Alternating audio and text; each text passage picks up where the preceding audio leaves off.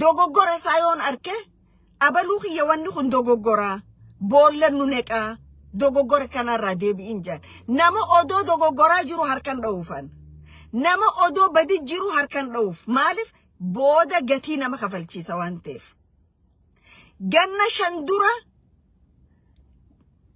garema orofaanno galte tana jarana badii kanaati dhaabbadhaa waan kanarraa maal jennaan lakki kaampaanii dhuunfaa keenyaati nam tokkoon galchu jaanii arra sadarkaa jiranni agarraa jechuudha. Okay. Sadarkaa jiranni agarra. Namni badiirra harka waliin dhawina. Badiirra waliin faarsina. Badiirra waliin jaalatina. Dhugaa dubbadhu kophaate hafi. Nama wajji wal dhabde malee dhugaa fi rabbi wajji waliin dhabne jechuudha. Namni san garuu gaafa badii san arke dhufeeti dhiifama siin ja'a jechuudha.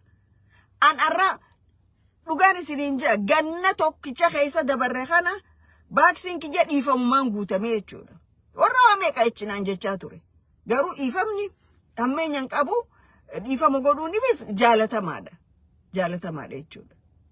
Kanaaf badiirraa wal qabaa, badiirraa wal deebisaa, badiirraa wal gorsaa. Keessaafuu nama maqaa Oromoo qabatee maqaa saniin waa balleessu, maqaa saniin bakka hin fakkaanne dhaabbatu, maqaa saniin dikee gandaarra deemu itti dubbachuu hin dandeessan taanaan isin namaa miti jechuudha. Maqaan Oromoodhaa bakka nadiifa, bakka qulqulluu, bakka urgooytuudhaani mala malee dikee ganda faannoo keessaan hin malu. Faannoon dikee waan taateef jechuudha. Akkamiin nama ummata kee ciibsee qalee hojjeteessee haaso'itta. An hoggaan waan kana arku dhumaatii Wallagga keessatti jarri faannoo kun godhaniitu hirribana dhoorka. Waan isaan shaawaa lixaa keessa dheengeddo godhanii hirribana dhoorka. Waan isaan karrayyurru godhanii hirribana dhoorka. Waan isaan kaaba shaggari godhan. Ummata ciibsee si qalchi. Nama keetii wajji dalaguu dadhabdee, nama keetii wajji sanuu gareen tun bar aabaa on diinaa jetteeti dhayxee faannoon firaasiin jetti. Faannoon faashistiidha. Faannoon shiftaadha. Faannoodhaaf Oromoon dhiifama godhu tokko hin jiru. Tokkoon isaa ka faannoof dhiifama godhu hin jiru. Shiftaa ifii wal fixee ummata keenya masgiidaa fi mana keessa fixaa jirtu jechuudha. Waan faannoon walloo goote ni daganna. Waan faannoon walloo goote ni daganna. Faannoo hojii walii galleeti maraata kiiloo 4 ariinaa jedhan. Faannoo wajjin walii galleeti maraata ariine Oromoo hanga hafe finnaa jaalabsadha. Maaliif? Faannoon ኦሮሞና ኦሮሞማ የኢትዮጵያ ጥላት አባ ገዳ የኢትዮጵያ ጥላት የኦሮሞ ስቱደንት አሶሲዬሽን የአማራ ጥላት የኢትዮጵያ ጥላት የኦሮሞ አርቲስቶች የኢትዮጵያ ጥላት ለምን እነሱ የኢትዮጵያ ጠበቃ ናቸው ጠበቃ ራሳቸውም ጠበቃ ሆኖ አያውቁም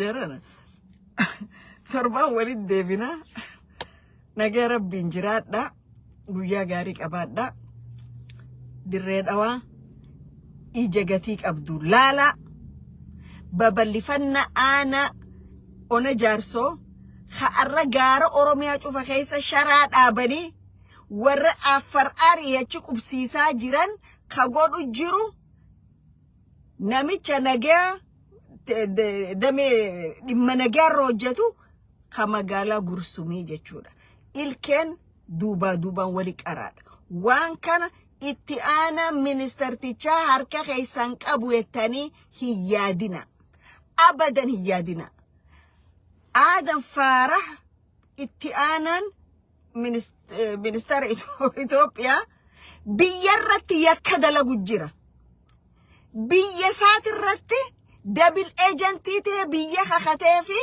Prime Minister biyyatanaati jeerratti Mustafa fi mootummaa Jabuutiiti wajjin yakka dalagu jira. Lafa Oromoorratti yakka dalagu jira. Somali gudditti Hawaashi gad.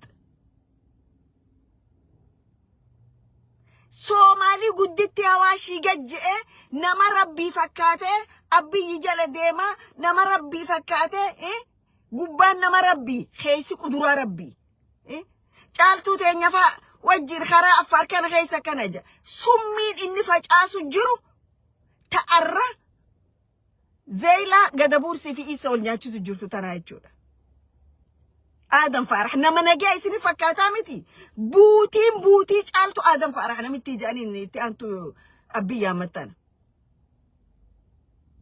asii Ismaa'ilu Margeelleeti wajjin asii Mustafa Agjar wajjin Mustafa Agjaroo yoo Oromoon jijjiga sirraan fuune soon or later an intala Oromooti miti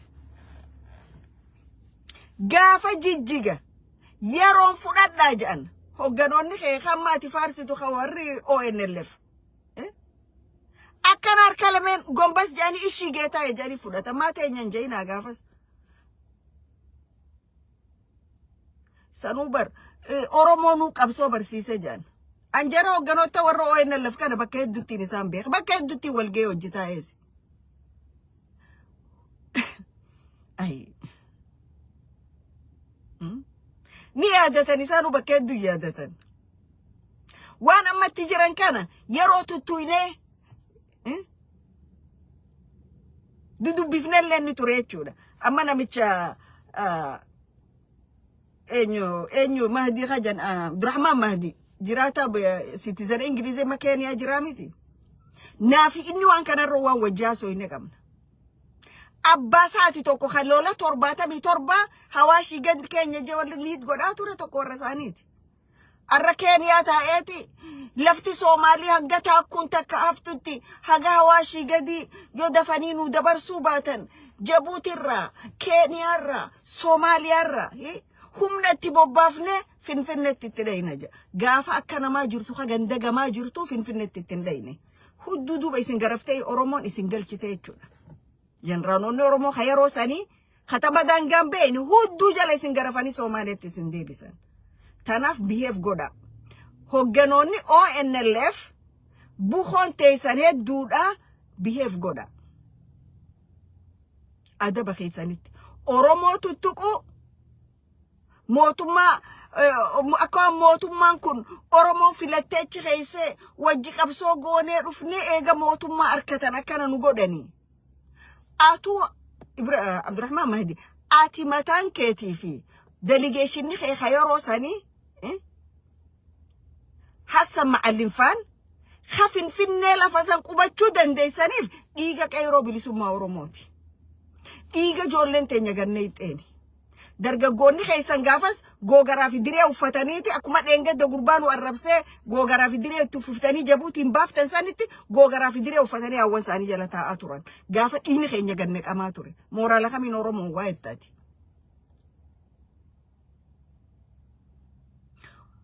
Oromoon yoo nama jaalates daangaan qabu jaalaltisaa yoo nama firraa gabbuusas akkatti firraa gabbuusu ni beeka wal kabajee namni wajji jiraatu Oromoo nama isinin kabajina nama akka namaatti isinin lakkooyne nama ettanii ilaalina